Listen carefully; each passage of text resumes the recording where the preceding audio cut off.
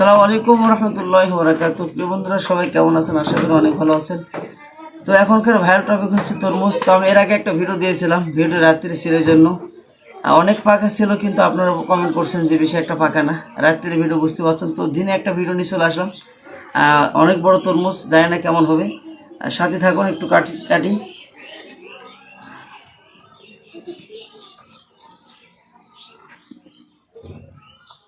মনে হচ্ছে অনেক পাকা হবে।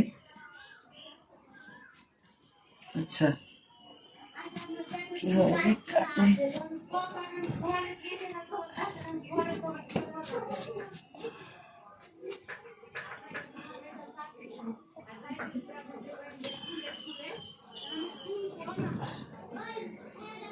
দেখি কি অবস্থা।